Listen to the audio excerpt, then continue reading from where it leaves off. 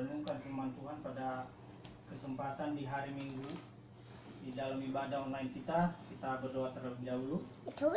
Bapa dalam surga, dalam nama Tuhan Yesus Kristus, kami bersyukur, berterima kasih kepada hari ini, di hari Minggu yang agung ini, kami boleh berkumpul kembali, kami boleh beribadah secara online. Kami tahu banyak keterbatasan, kekurangan di dalam kami beribadah kepada Tuhan lewat online ini.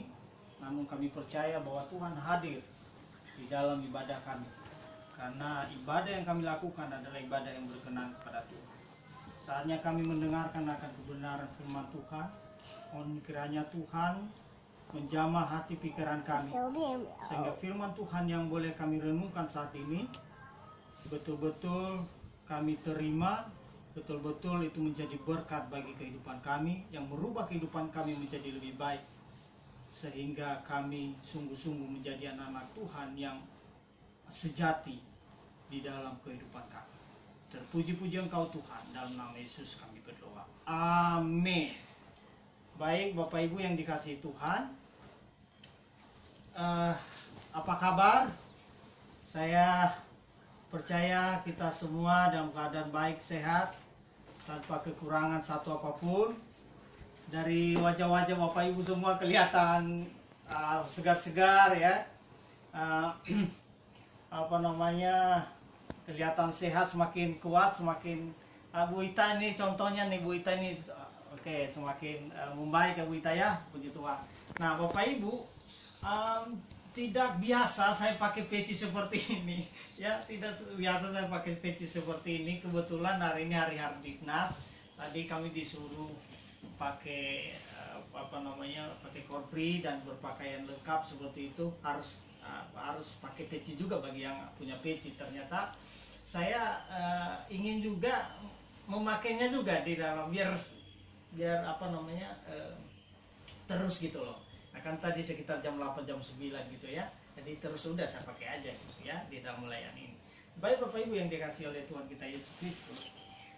Dalam hidup ini selama masa pandemi ini banyak sekali hal-hal yang membuat kita tidak nyaman, membuat kita tidak bahagia, membuat kita tidak senang di dalam kehidupan kita, baik yang faktornya berasal dari luar diri kita maupun di dalam diri kita sendiri. Namun dalam renungan kita pada pagi menjelang siang hari ini, saya mencoba memberikan tema, Bapak Ibu yang dikasihi Tuhan. Temanya adalah penyakit berbahaya muncul dalam masa pandemi COVID-19. Nah, itu judulnya ya. Nah, temanya adalah penyakit berbahaya ya. Penyakit berbahaya muncul dalam masa pandemi COVID-19. Nah, bicara soal penyakit ya. Soal penyakit, tentu semua kita tidak mau ya mengalami yang namanya penyakit, Bapak Ibu yang dikasihi Tuhan. Ya. Kalau di masa PL, perjanjian lama, penyakit yang sangat berbahaya dan mematikan itu adalah penyakit kusta. Oke. Nah, sekarang ini katanya yang paling berbahaya dalam masa-masa kondisi sekarang adalah coronavirus gitu ya. Coronavirus. Nah, padahal menurut survei coronavirus itu nggak terlalu berbahaya. Ya, yang berbahaya itu apabila kita tidak menjaga atau tidak taat kepada prokes seperti itu. Ya. Nah, ternyata Bapak Ibu yang dikasihi oleh Tuhan, menurut pemahaman saya, menurut pengamatan saya, selama ini dalam masa-masa pandemi COVID-19 ini ternyata ada lagi penyakit yang berbahaya daripada corona, Bapak Ibu yang dikasihi Tuhan. Ya. Bahayanya corona itu ketika orang tertular corona ya, virus ini. Nah, kalau tubuhnya ada penyakit bawaan, maka itu kemungkinan besar penyakit yang dia alami selama ini itu akan semakin berbahaya risikonya, semakin besar risikonya seperti itu. Tapi kalau misalnya tidak ada penyakit bawaan dalam diri seseorang, sekalipun sudah umuran ya, sudah umur 60 ke atas contohnya, ya pasti sembuh, ya pasti sembuh, tidak akan sedikit pun terpengaruh bagi diri seseorang tersebut yang umurnya sudah umuran gitu, ya umur di atas 60 tahun.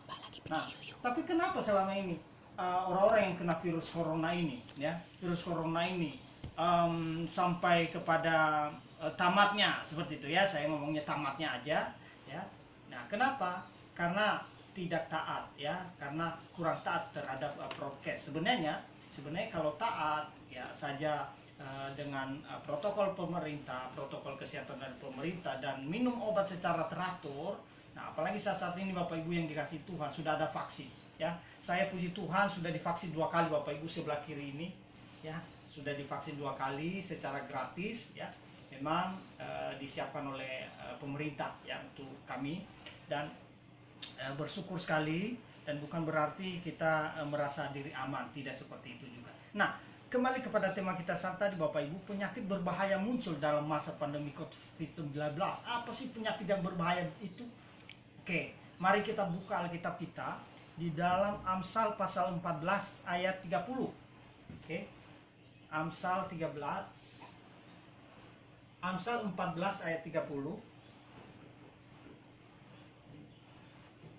Oke, saya bacakan buat kita. Amsal 14 ayat 30.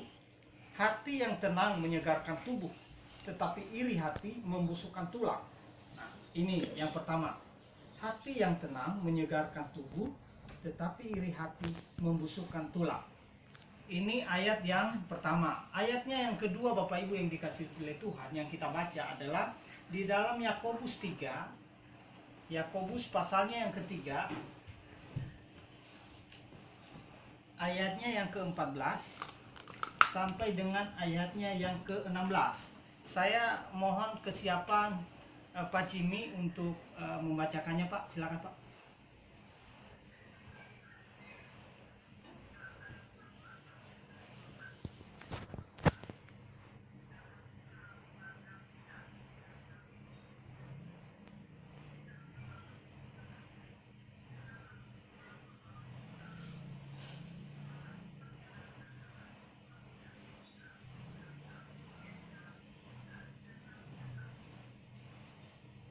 Ayat 16 Pak.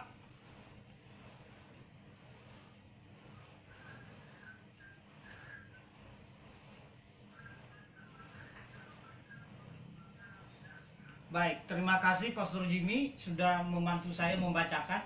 Nah, penyakit berbahaya muncul ya dalam masa pandemi COVID-19.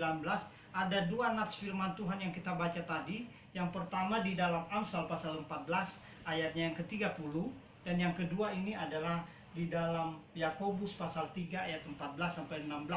Intinya adalah berbicara tentang iri hati. Nah, penyakit yang berbahaya yang saya maksud dalam yang menjadi inti ya dari penyampaian firman Tuhan yang kita renungkan pada pagi menjelang siang hari ini adalah iri hati. Nah, kenapa saya mengangkat tema ini Bapak Ibu yang dikasih oleh Tuhan tentang penyakit berbahaya? Karena menurut pengamatan saya ya, puji Tuhan ya, puji Tuhan kalau di jemaat kita ya mungkin tidak ada gitu ya, tidak ada orang-orang yang terserang penyakit ini gitu ya. Nah, tapi mungkin di tempat-tempat lain jauh ya, jauh gitu ya. Di GKRI tidak ada seperti itu ya. Nah, karena dalam pengamatan saya Bapak Ibu yang dikasih oleh Tuhan, di grup-grup yang saya ikuti ya, ada banyak grup yang saya ikuti ya, ternyata masih ada atau banyak orang-orang yang iri ya, iri hati terhadap sesamanya. Dan menurut kebenaran firman Tuhan saat ini yang sudah kita baca, ini sangat berbahaya. Nah, iri hati itu merupakan penyakit yang berbahaya yang muncul ya, dan banyak orang yang terpapar olehnya ya.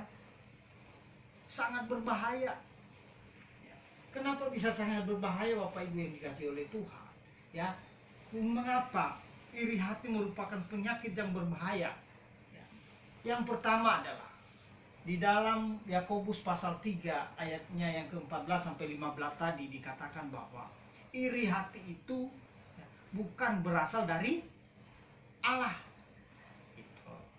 Itu yang pertama, bukan berasal dari Allah. Tapi dikatakan tadi di ayatnya yang ke Yakobus pasalnya yang ketiga, ayatnya 14-15. Saya bacakan sekali lagi. Jika kamu menaruh perasaan iri hati dan kamu mementingkan diri sendiri, janganlah kamu memegahkan diri dan janganlah berdusta melawan kebenaran. Itu bukanlah hikmat yang datang dari atas. Nah, ini ya, bukan hikmat yang berasal dari atas ya. Nah, tetapi dari dunia, dari nafsu manusia, dari setan-setan. Itu bukan berasal dari Allah. Nah, karena iri hati itu berasal dari Allah, tentu membuat kita tidak damai dalam kehidupan kita. Tentu kita tidak merasa tenang dalam hidup kita. Tentu kita tidak merasa bahagia dalam hidup kita. Ketika kita memiliki sifat iri hati, ya, iri di dalam hati kita, maka niscaya ya, saudara dan saya ya, mendapatkan ketenangan dalam hidup.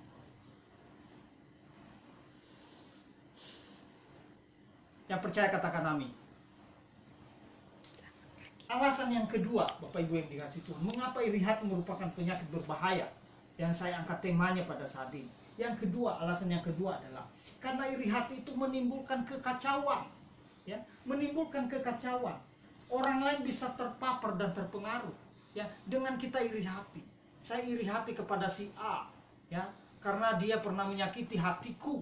Seperti itu ya, dia pernah menyakiti hatiku. Saya iri sama dia. Nah, ketika saya iri, tentu ya bisa jadi kita mempengaruhi orang lain untuk ikut-ikut, untuk mendukung, ya, mendukung kita untuk membenci orang itu. Sangat berbahaya. Ya. Puji Tuhan di GKRI El Shaddai tidak ada seperti itu. Tapi di tempat lain banyak. Di sana sini ada. Amin. Ya. Amin, Bapak Ibu yang dikasihi oleh Tuhan, ya. Menimbulkan kekacauan, ya. Menimbulkan kekacauan. Yang ketiga, mengapa iri hati ini merupakan penyakit yang berbahaya? Ketika iri hati ini masuk ke dalam tubuh kita, ya, ke dalam jiwa kita,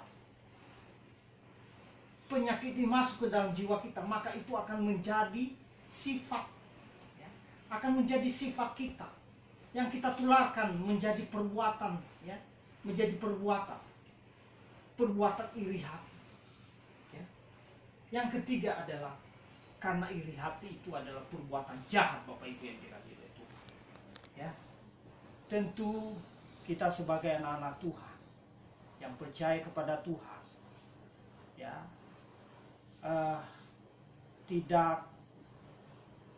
tidak menjadi persoalan kita sudah lama ikut Tuhan atau belum. Kita sudah menjadi Kristen dari kecil, dari lahir mungkin, ya. Atau kita menjadi Kristen, ya, pada waktu remaja atau pada waktu umur dewasa, ya, tidak menjadi persoalan itu, ya. Tapi yang menjadi persoalan bagaimana kita tidak memiliki iri hati ini di dalam kehidupan kita. Di dalam Yohanes pasalnya yang Yakobus pasal 3 ayatnya yang ke-16, saya bacakan kepada kita.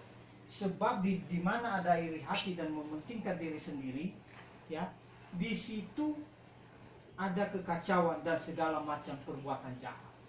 Di mana kita memiliki, ya, iri hati itu, ya, masuk ke dalam kehidupan kita, maka itu adalah perbuatan jahat, akan menimbulkan perbuatan jahat dari kehidupan kita, ya. Perhatikan baik-baik Bapak Ibu yang dikasihi oleh Tuhan. Bagaimana caranya agar penyakit berbahaya ini, ya, yaitu iri hati, tidak menguasai hidup kita? Bagaimana caranya? Yang pertama, Bapak Ibu yang dikasihi Tuhan, sadari bahwa iri hati adalah sifat yang tidak baik. Itu yang pertama. Kita sadari aja dulu, sadari bahwa sifat, ya, iri hati itu adalah sifat yang tidak baik. Ya. Ketika orang diliputi oleh sifat iri hati, maka dia adalah orang yang tidak bahagia sepanjang hidupnya. Tidak bahagia, kenapa? Karena dia terganggu terus, ya. Dari iri hatinya itu masuk ke pikirannya, ya. Pikirannya kacau, dan itu akan menimbulkan penyakit-penyakit baru di dalam kehidupannya. Ya, penyakit-penyakit apa? Darah tinggi, ya kan? Penyakit apa lagi? Ya, penyakit ya berbagai macam penyakit. Kenapa? Karena sesungguhnya ya penyakit itu berawal dari pikiran, Bapak Ibu yang dikasih oleh Tuhan. Tapi kalau pikiran kita dipenuhi ya, dipenuhi oleh pengaruh-pengaruh iri hati, maka penyakit itu bisa masuk di dalam kehidupan kita. Tapi coba sekarang kita tinggalkan ya, kita tidak mau iri dengan sesama kita ya, maka hidup kita menjadi bahagia, maka hidup kita menjadi tenang ya. Itu yang pertama, Bapak Ibu yang dikasihi oleh Tuhan ya. Di dalam Amsal pasal 14 ayat 30 dikatakan apa ya? Amsal pasal 14 ayatnya yang ke-30 saya bacakan kepada kita. Dikatakan di sana, hati yang tenang menyegarkan tubuh ya, tetapi iri hati membusukkan tulang. Membusukkan tulang artinya apa, Bapak Ibu yang dikasihi?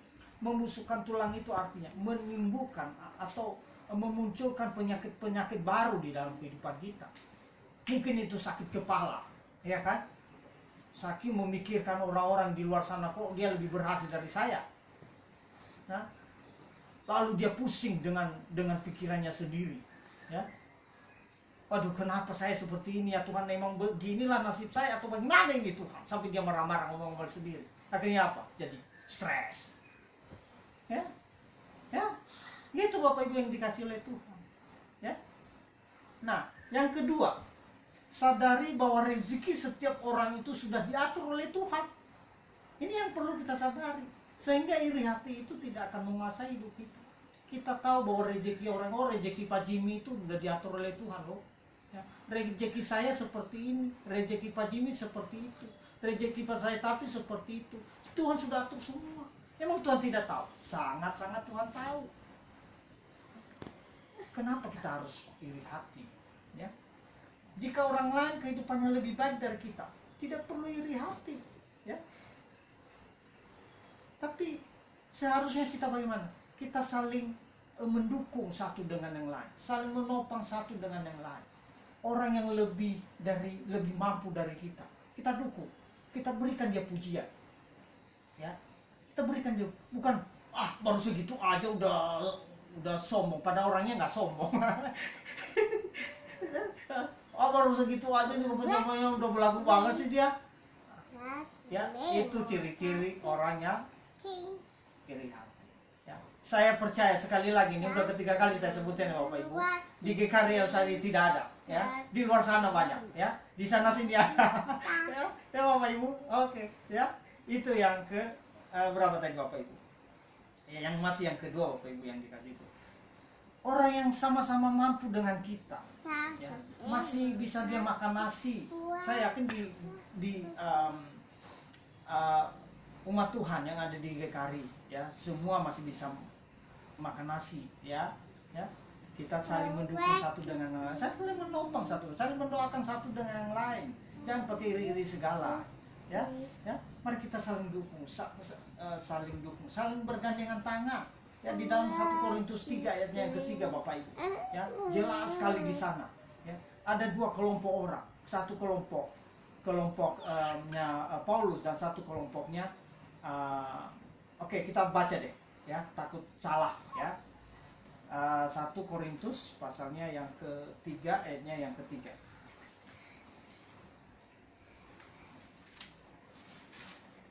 1 Korintus pasalnya yang ketiga ayatnya yang ketiga. Saya bacakan kepada kita, karena kamu masih manusia duniawi, sebab jika di antara kamu ada iri hati dan perselisihan, bukanlah hal itu menunjukkan bahwa kamu manusia duniawi dan bahwa kamu hidup secara manusiawi.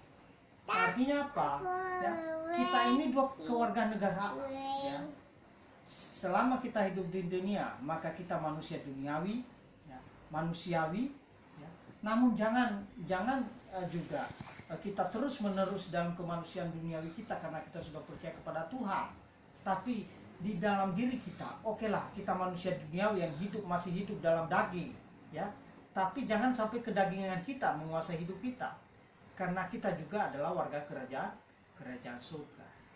kita hidup ya, sebagai orang yang percaya kepada Tuhan. Nah, artinya kita ini adalah warga kerajaan surga. Ya.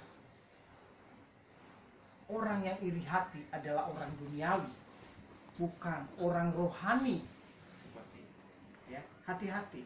Kita orang yang percaya kepada Tuhan, artinya kita ini adalah orang rohani. Ketika kita memiliki iri hati, ya, maka kita adalah orang duniawi. Sama seperti orang-orang di luar sana yang tidak punya Tuhan, barangkali seperti itu, yang tidak punya agama,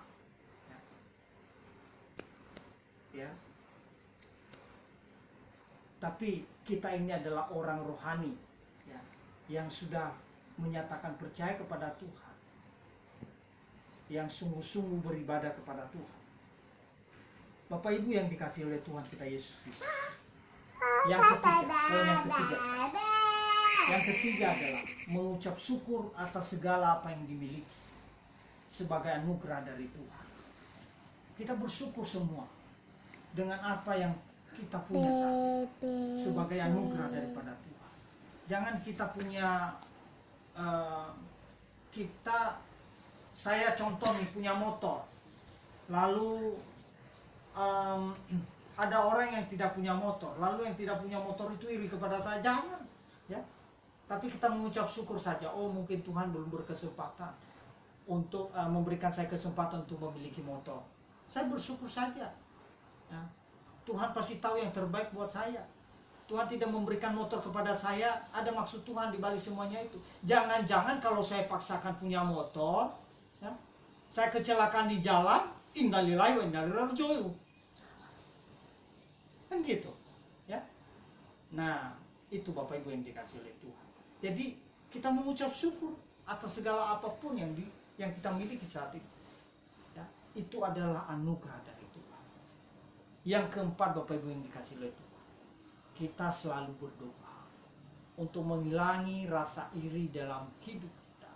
Memang setiap manusia itu, ya, ketika dia lahir di dunia ini, sejak ia lahir ada dosa bawaan, gitu ya.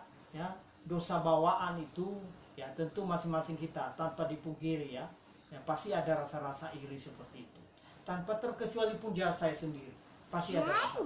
Tapi saya berusaha melawan itu, Bapak Ibu yang dikasih itu. Saya berusaha untuk kuat untuk melawan hal itu. Ya, jangan sampai menguasai akan kehidupan kita. Selalu berdoa Bapak Ibu yang dikasih itu, lebih mendekatkan diri lagi kepada Tuhan. Yang menjadi kesimpulan dari firman Tuhan ini, kita bisa baca di dalam Yakobus pasalnya yang keempat ayatnya yang kedua sebagai ayat penutup. Yakobus pasalnya yang keempat ayatnya yang kedua, Bapak Ibu yang dikasih oleh Tuhan. Saya bacakan buat kita semua. Kamu mengingini sesuatu tetapi kamu tidak memperolehnya. Lalu kamu membunuh, kamu iri hati, tetapi kamu tidak mencapai tujuanmu. Lalu kamu bertengkar dan kamu berkelahi. Kamu tidak memperoleh apa-apa karena kamu tidak berdoa. Ini ayat firman Tuhan. Jadi ketika kita memiliki iri hati di dalam kehidupan kita, maka tidak kita mendapat apa-apa dalam kehidupan kita. Tidak mendapat apa-apa. Justru orang lain yang kita iriin, dia lebih berhasil dari kita. Hah? Ada ayat firman Tuhan Bapak Ibu yang dikasih oleh Tuhan. Nanti Bapak Ibu bisa membacanya, ya. Membacanya di dalam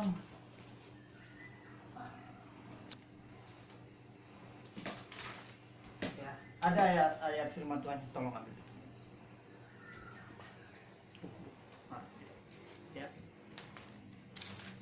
Nanti Bapak Ibu bisa membacanya di dalam Kisah Para Rasul pasal 7 ayat 9 sampai 10.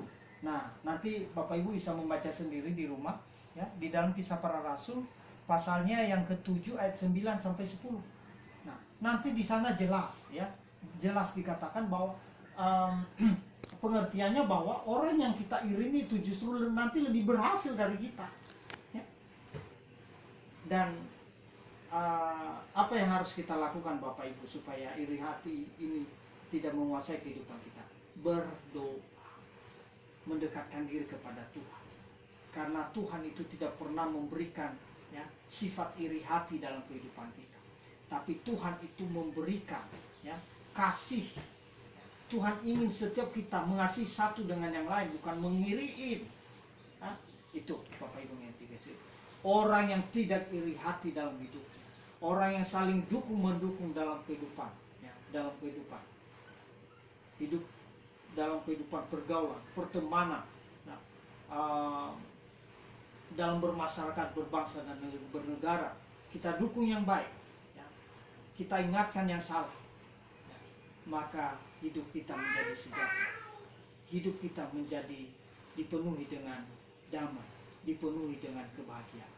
Mari saudaraku yang dikasihi oleh Tuhan kita Yesus Kristus, kita refleksikan firman Tuhan ini dalam kehidupan kita. Sudahkah selama ini kita iri kepada sesama kita? Kita refleksikan dalam kehidupan kita masing-masing. Jika selama ini kita saya pernah merasa iri kepada Bu Ita, ya, contoh. Mulai saat ini saya harus berdoa kepada Tuhan, memohon ampun kepada Tuhan. Tidak kebetulan firman Tuhan ini kita dengar pada saat ini. Mari kita tinggalkan rasa iri hati. Atau Pastor Jimmy pernah merasa iri dengan saya. Kita sebagai keluarga di GKR El Shaddai, kita saling memaafkan satu dengan yang lain.